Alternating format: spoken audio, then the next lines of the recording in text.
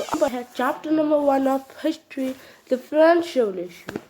इसमें आपको मैं नोट्स भी दूंगी, एक्सप्लेनेशन भी दूंगी, स्टेप बाय स्टेप गाइड भी करूँगी, और इसके बाद आपको 14 एक्स्ट्रा क्वेश्चंस भी मिलेंगे। इन एक्स्ट्रा क्वेश्चंस को अगर आप अच्छे से समझ लेते हो, याद कर लेते हो, तो आपको बुक को खोलने की भी ज़रूरत नहीं पड़ेगी। Let's start. तो फ्रेंच सोसाइटी थी जो an economical during the 18th century. तो हमें फ्रेंच सोसाइटी पढ़े इससे पहले हम।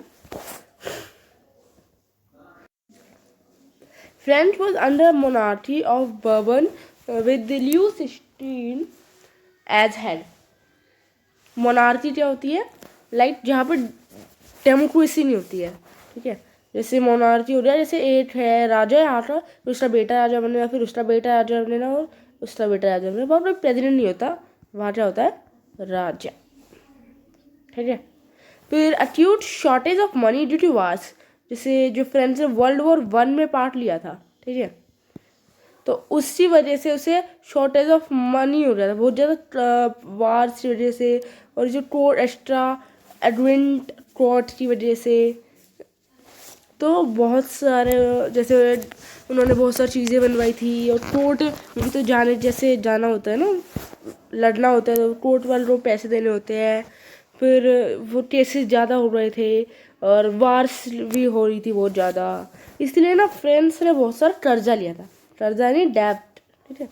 तो फिर जो फ्रेंच थी वो अंडर हैवी डेप्ट, बहुत ही ज़्यादा कर्जे में डूब चुकी इस तरह। तो टिन को फोर्स किया जा रहा था कि वो इंक्रीज करे इसको टैक्सेस, जो टैक्स लेते हैं ना टिन्स पूरी जनता से, या जिस विलेज का वो राजा होता है जिससे वो टैक्स लेता है, उसे फोर्स किया गया। जिसे क्या करना था? कर्जा चुकाना था अपना डेप्ट, तो इसलिए उसे फोर्स किया गया टैक्सेस को इंक्रीज करने के लिए। फिर जो सोसाइटी थी वो स्टेट सिस्टम पे बेस्ड थी। अभी स्टेट सिस्टम क्या बोला है, तो अब हम पढ़ते हैं, ठीक है। तो 3 स्टेट थी, first state, second state and third state. First state में कौन आते थे? क्लर्जी, पीस्ट हो रहे। सेकेंड में आते थे नोबैलिटी, जैसे किंग हो रहे, उनके रिलेटिव्स हो रहे।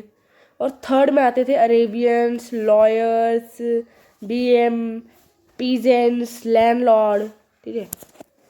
तो ये जो है फेडरल प्रिंस बाय बर्थ, मतलब बर्थ, ठीक है। जैसे इन्हें जन्म से ही, बर्थ से ही राइट्स मिलते थे, मतलब अपना एंजॉय फेडरल राइट्स मिलते थे उन्हें। और ओनली थर्ड स्टेट को टैक्स देना पड़ेगा, इनको नहीं देना पड़ेगा। ये लेते हैं और ये देते हैं, सिर्फ थर्ड देते हैं, और फर्स्ट और सेकंड आराम से बैठ के लेते हैं। ये थाई से टैक्स लेते थे, ये थाताइल से। और they have to pay all the taxes, like direct tax, indirect tax, federal direct, सारे टैक्स सिर्फ थर्ड स्टेट को देने होते थे।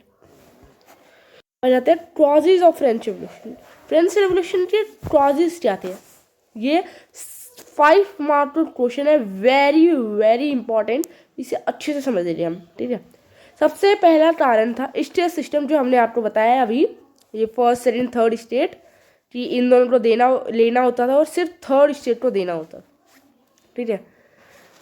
और फिर आता है taxation system, like peasants have to pay all the taxes, समझाया ना आपको थर्ड स्टेट को। तो ये भी फ्रेंच रेवोल्यूशन का कारण था। सबसे पहला कारण क्या था? State system.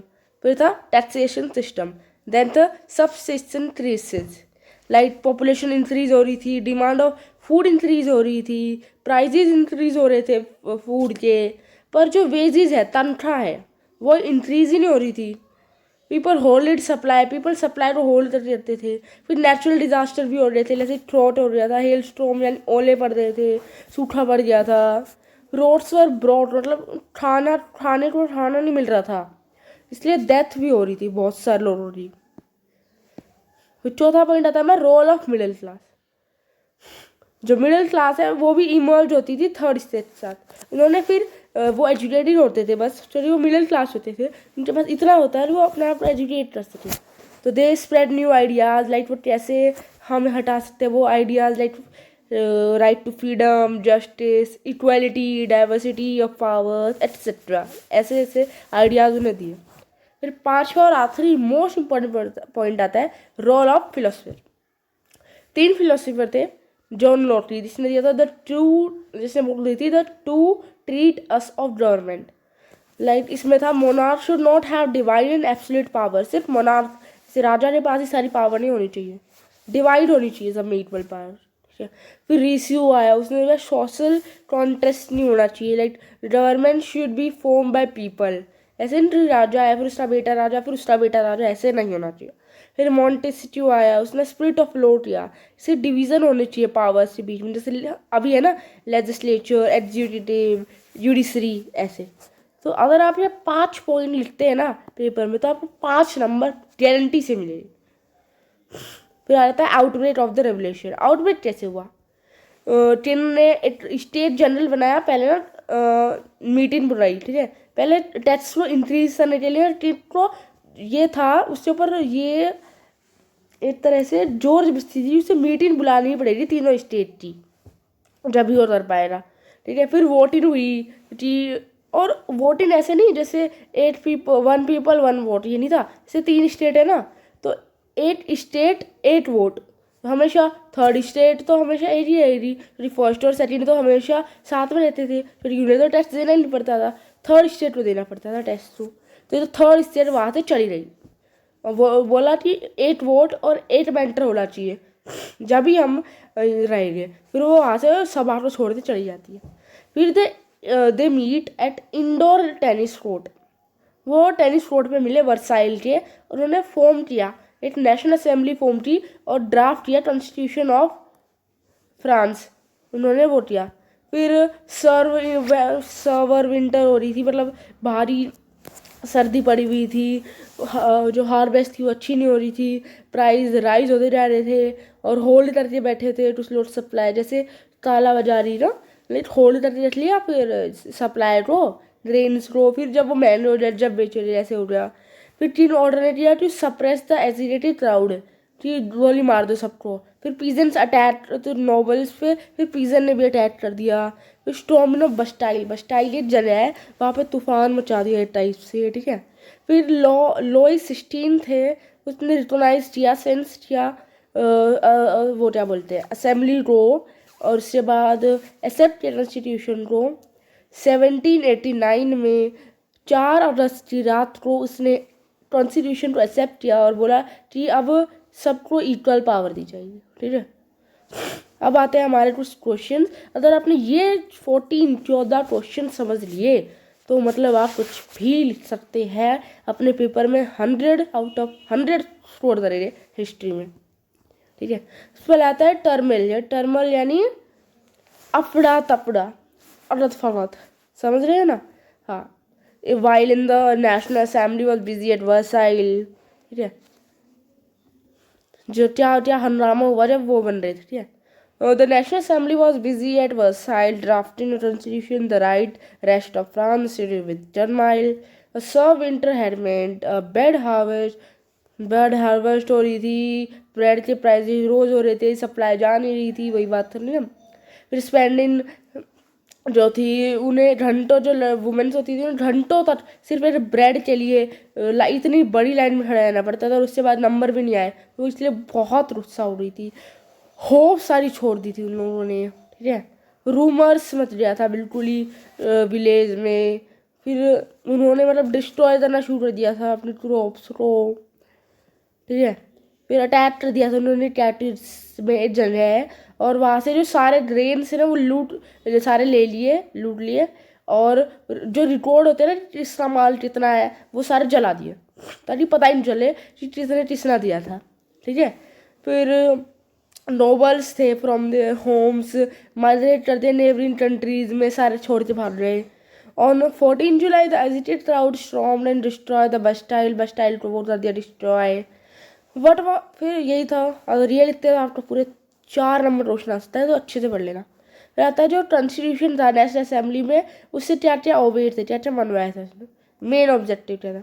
मेन ऑब्जेक्टिव था कि पावर्स डिवाइड हो जाए, जैसे लेजिस्लेटिव, एग्जीक्यूटिव और जुडिशरी रहता है तीसरा question, describe how the new political system of constitution monarchy work on पर्टाइल, यानी एक जगह है वहाँ पे कैसे वर्क किया। तो कॉन्स्टिट्यूशन जो बना था, हमने जो पढ़ा था 1791 में, उसने वर्क किया। जैसे उन्होंने लॉज बनाए बहुत सारे जो इनडायरेक्टली नेशनल असेंबली को सपोर्ट कर रहे थे, ठीक है। उन्होंने काफ़ी सारे जैसे राइट टू वोट लगाया, बहुत पर राइट टू वोट है जो सिर्फ मेंस को दिया गया, वो भी अबव 25 ईयर्स। और जो who paid 3 days of labour wage, मतलब लेबर की जितनी वेज होती है ना वो 3 दिनों में वो उतना कमाता हो एज एक्टिव सिटीजन, ठीक है। और पर the remaining man and all women और कॉल्ड एज पैसिव सिटीजन, मतलब वो वोट नहीं कर सकते। अब आता है हमारा चौथा, वो जो था मेन फीचर्स। सर घुमा घुमा के क्वेश्चन दिया जा रहा है बस, ठीक है। मेन फीचर क्या था कॉन्स्टिट्यूशन का? Constitution begin with the declaration of rights of man citizen, ठीक है। तो राइट, उसने कई सारे राइट्स दिए, जैसे right to life, freedom of speech, freedom of opinion अपना ओपिनियन रखने का वो दिया, इक्वलिटी बिफोर लॉ एक्सेट्रा, ठीक है। फिर ड्यूटी जैसे हर प्रोटेक्ट करना होगा, ड्यूटी ऑफ स्टेट और to protect each citizen natural rights. आशा करती हूँ आपको समझ आ रहा होगा। अब आ जाता है हमारा 5वां question, who were Jacobins, how did they came to power. Jacobins से उनका ना मोस्ट सक्सेसफुल क्लब था, जैसे of the most successful club था वो था जैकोबिन्स था। इनका लीडर था, कौन था आप बताओ? आप आशा करती आपने चैप्टर पढ़ाई होगा 8 बार। उनका लीडर था रॉबेस्पियर, ठीक है। They were most important radical club, वो रेडिकल क्लब में थे जो फ्रांस में बना था अब तक। The members of Jacobin club belong mainly to the जैसे लेस सेक्शन से वो ना बिलोंग करते हैं, लाइक जैसे हो गया शॉपकीपर, इसमें जो होते थे शॉपकीपर हो रहे, आर्टिशियन हो रहे, पेंटर्स हो रहे, ठीक है। तो अब फिर वो पावर में कैसे आए थे? गर्मी इन द समर ऑफ 1790, गर्मी का समय था 1790 में ना 1792 में उन्होंने प्लान किया जैकोबिन्स ने पेरिसियंस पे अटैक करने का। पेरिसियंस एक जगह है पेरिस में, पेरिस क्या है? पेरिस कैपिटल है, तीसरी फ्रांस की कैपिटल है, ठीक है। फिर हुवर एंड्रोइड जो एंड्री थे ना बहुत ज़्यादा, उन पे हाई जो सोर्स सप्लाई कर रहे थे, हाई प्राइजेस कर रहे थे फूड के, ठीक है। फिर on the morning of August 10 there was a storm palace of the Tullius Mastara the King's guards and मतलब कुछ समय के लिए 10 अगस्त की सुबह को उन्होंने किंग्स और उसके परिवार को बंदी बना लिया था। सारे ने अटैक कर दिया था ना। उसके बाद इलेक्शन हुए थे। अब इलेक्शन थे वो 20 सारे मैन के लिए थे 21 ईयर्स से को, मतलब सबको एक वुमेन्स को अभी तक नहीं मिला था। पर the newly elected assembly was called the convention. The newly elected जो असेंबली थी उन्हें क्या रहते थे? Convention. On the 21 September 1792, it abolished the monarchy and declared monarchy को abolish कर दिया और फ्रांस को रिपब्लिक घोषित कर दिया। फिर आता है हमारा explain reign of terror, 3 number question. The time period from 1793 to 1794 is referred to reign of terror. मतलब टेरर आप समझते हो ना, है ना टेरर, तूफान, ठीक है। तो रॉबेस्पियर फॉलो करता था, ये दूसरा पॉइंट है हमारा। Robespierre follow serve control and punishment. Serve करो, कंट्रोल करो, जो सजा जिसको कोर्ट में जो निर्दोष साबित होता है उसे छोड़ो, नहीं होता पनिशमेंट दो, मारो, ठीक है। All those who have been enemies से जो रिपब्लिक के जैसे नॉबल्स हो रहे, क्लर्जी हो रहे, मेंबर्स ऑफ इवन उसके ओन पार्टी के भी अगर रिवोल्यूशनरी से एग्री करते थे तो उन्हें मार देता था। अगर कोई भी कोर्ट में गिल्टी फाइंड होता था वो गिल्टाइन कर दिया जाता था। मतलब एक लकड़ी होती थी, यहाँ पे इंसान का सर उठा जाता था और ऐसे पता है धड़ से सर अलग कर दिया जाता था। फिर अब हमें कुछ मेजर, उसने बहुत सारे मेजर्स, वेलफेयर मेजर्स भी दिए थे, अब वो हम पढ़ते हैं। तो उसने इशू करा था एक लॉ कि maximum ceiling on the wages and power, prices, मतलब जितनी है सील पे उतना ही दिया जाएगा, उससे ज़्यादा नहीं दिया जाएगा, उससे कम दिया जा सकता है, पर अपनी मर्जी से ज़्यादा कोई भी कोर्स नहीं कर सकता। मीट एंड ब्रेड थे वो सबके लिए राशन हो रहे, मतलब उनका जो प्राइजेज है वो इतना हो गया कि सब लोग उसे अफोर्ड कर सके।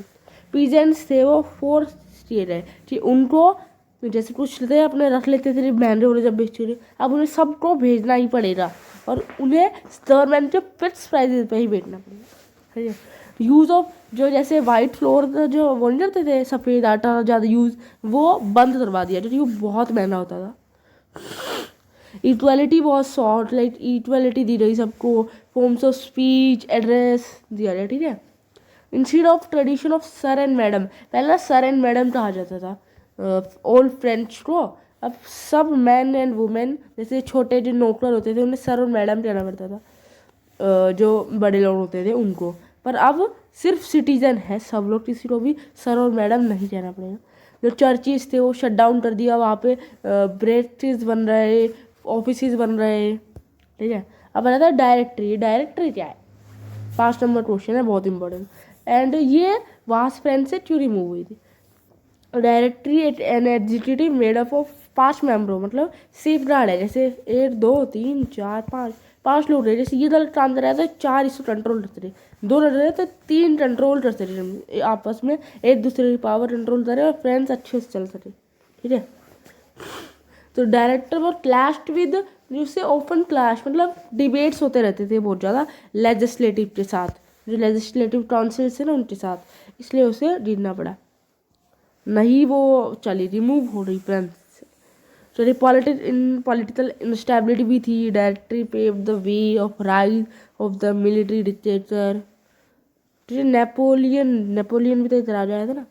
फिर आता है role of women in the France, अब आता है रोल ऑफ वुमेन क्या था 1791 में, 5 mark question, very very important. तो जो वुमेन्स थी वो सिर्फ लॉन्ड्रेस जैसे काम कर सकती थी और ज़्यादा कुछ नहीं कर सकती थी, फ्लावर बेच सकती थी, फ्रूट बेच सकती थी, वेजिटेबल बेच सकती थी, और कुछ नहीं कर सकती थी, वो जॉब नहीं कर सकती थी, ठीक है। उसे डोमेस्टिक सर्वेंट्स कर सकती थी, जैसे घरों में झाड़ू पोछा कर सकती थी और कुछ नहीं कर सकती थी। मोस्ट ऑफ द वुमेन, जो वुमेन्स थी वो most of the women are not allowed to access education, उन्हें पढ़ाई करने की भी इजाज़त नहीं थी कुछ जगहों में, और जॉब ट्रेनिंग की भी नहीं थी। वर्किंग, अगर वुमेन वर्किंग है तो उसे अपनी फैमिली की केयर टेक भी करनी पड़ेगी, पानी भी भर के लाना पड़ेगा कुएं से, खाना भी बनाना पड़ेगा, दुकान से ब्रेड भी खरीदना पड़ेगा, बच्चों का भी ध्यान रखना पड़ेगा, उन्हें पढ़ाना भी पड़ेगा, सब करना पड़ेगा अगर वो वर्किंग काम करना चाहती है तो। और मेन पॉइंट, उनकी वेजेस हमेशा मैन से कम हुई।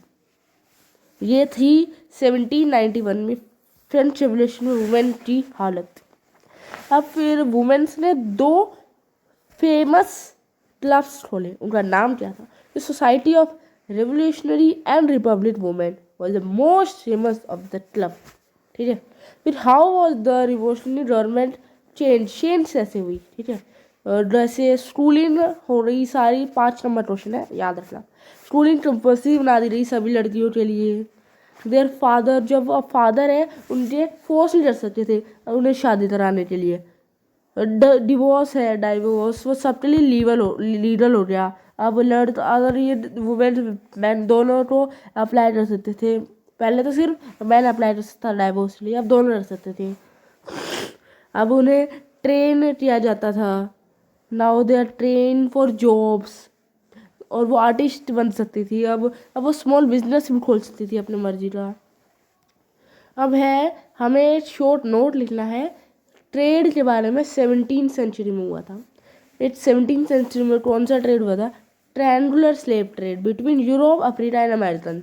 The slave trade began in 17th century, ठीक है। 5 नंबर क्वेश्चन है, 5 पॉइंट्स है, ये लिखो पूरे 5 नंबर में। वेयर दे ब्रॉट स्लेव्स लाते थे वो, जैसे चीफ्टन से लाते थे, ब्रांडेड से लाते थे, शटर्ड से लाते थे, ठीक है। द स्लेव्स वर पैक्ड, मतलब उन्हें टाइटली शिप्स में पैक कर दिया जाता था, डाल दिया जाता था 3-4 महीनों के लिए। अरे जब वो अटलांटिक से कैरेबियन में जाते थे ना, फिर there they were sold to plantation order, मतलब जैसे ये एक स्लेव है, ये बेच दिया जाता था, सेल, जिसको जैसे अमीर हो रहे हैं, अब जो ये चाहेगा उसे सब करना पड़ेगा, इसके हाथ पैर काट के बेच दिए जाते थे। फिर आता है हमारा right short note on Napoleon Bonaparte. Napoleon Bonaparte क्या है, अब देखते हैं हम क्या है। 1804 में आया था ये नेपोलियन बोनाटे। सराउंडेड हिमसेल्फ, उसने एम्परर घोषित कर दिया था अपने आप को फ्रांस का। नेबरिंग यूरोप में उसने कंट्रीज में कर दिया था। फिर बहुत सा लड़ाइयाँ करता वहाँ पे, जहाँ जहाँ जीतता जाता अपनी फैमिली को वहाँ पे राजा बनाता जाता था। वहाँ पे प्राइवेट प्रॉपर्टी था वो भी कर दिया उसने कि प्राइवेट प्रॉपर्टी होगी सबकी। गवर्नमेंट को पहले नहीं हो रहा कि वो सबको अपनी प्रॉपर्टी है जो गवर्नमेंट के नाम करनी पड़ेगी, जो रोबोस्फेयर ने दिया था ये, अब उसने वो हटा दिया, बोला कि सबको अपनी प्राइवेट प्रॉपर्टी का हक है। मैनी लॉज भी किए उसने, प्रोटेक्शन ऑफ प्राइवेट प्रॉपर्टी हो गया और etcetera etcetera. He was finally defeated, वो मारा गया था वाटरलू में, वाटरलू नामक जगह में 1815 में। पर उससे फिर भी इंस्पायर हुए थे बहुत सारे लोग नेपोलियन से। बहुत अदर पार्ट्स ऑफ यूरोप में भी उसकी ideas of liberty and modern laws को अपनाया था। ठीक है, अब लास्ट क्वेश्चन आ जाता है, very very easy and but very important. अब लेजेसी क्या थी फ्रेंच रेवोल्यूशन की for the people during 19th century and 20th century. तो लेजेसी से दो ही थी, जैसे idea of liberty and democratic rights. Most important legacy of the France revolution, ये हमेशा तो क्वेश्चन आता है इसलिए अच्छे से पढ़ लेना। This spread from France to rest of Europe during the 19th century where feudal system were abolished. Further this idea spread to different colonies of the European nation. Colonized people interpreted and mold these ideas according to respective needs. This was probably like seed of colonization in many countries. By the mid of 20th century, major part of the world adopt democracy. Democracy क्या होती है वो हम आपने chapter number 1 pol science में पढ़ा ही होगा। Democracy for the people, by the people, of the people, simple definition है ना। आई होप आपको चैप्टर बहुत अच्छे से समझ आ रहा होगा। अब आप इस कोई भी क्वेश्चन अटैम्प्ट कर सकते हो, क्योंकि मैंने सारे क्वेश्चन कवर करवा दिए आपके। एंड प्लीज़ वीडियो को like, subscribe and share. Thank you.